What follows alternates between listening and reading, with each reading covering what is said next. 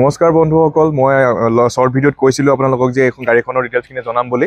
এখন জেন এষ্টিলো হয় আৰু গাড়ীখনৰ মই গোটেই চাৰি ৰাউণ্ডটো দেখুৱাই লওঁ এবাৰ আপোনাৰ গাড়ীখনৰ কণ্ডিশ্যনটো কেনেকুৱা হৈ আছে। গাড়ীখন 2010 চনৰ মডেল হয়। চাওক গাড়ীখন ধুনীয়া কণ্ডিশ্যনতে আছে, কোনো ধৰণৰ স্ক্ৰেচ নাই, অৰিজিনেল পেইণ্টতে আছে। টায়াৰকেইটা চাওক 80% প্লাছ আছে টায়াৰকেইটাৰ। টপ মডেলটো হয় এইটো VXI মডেলটো 2010 চনৰ। এইটো টায়াৰো চাব পাৰিব আপোনালোকে, 80% প্লাছ আছে।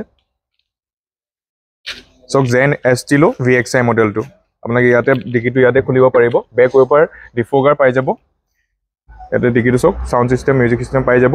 স্পেয়াৰ চকাও তাতে আছে, পূৰা চিল হৈ আছে। চাওক পূৰা কোনো ধৰণৰ এক্সিডেণ্ট ৰেকৰ্ড নাই গাড়ীখনৰ আৰু অৰিজিনেল পেইণ্টটোতেই আছে।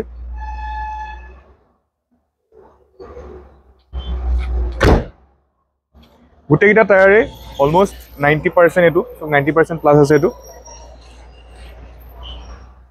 এইটো টায়াৰো দেখাই দিয়ক,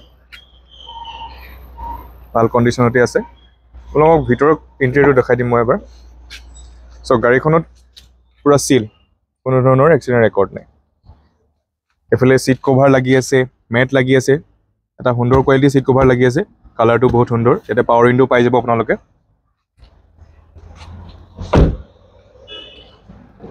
এইটো চাওক চিল, এইটো লাগি আছে। Seat cover, mat, AC running পাব, পাৱাৰ ষ্ট্ৰিং আৰু মিউজিক চিষ্টেমো লাগি আছে। ইয়াতে চাওক 4 পাৱাৰ উইণ্ডো। ইয়াতে আপোনালোকে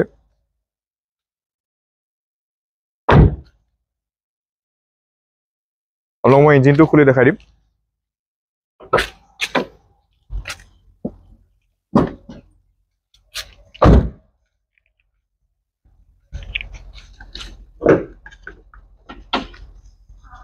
চাওক পূৰা চিল ইঞ্জিন, কোনো ধৰণৰ লিকেজ এটাও নাই।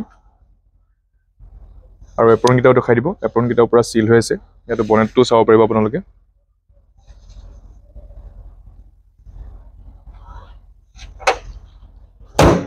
গাড়ীখন মই ধুনীয়াকৈ দেখালোঁ আপোনালোকে। চেণ্ট্ৰেল লক পাই যাব ইয়াতে চাবিতে।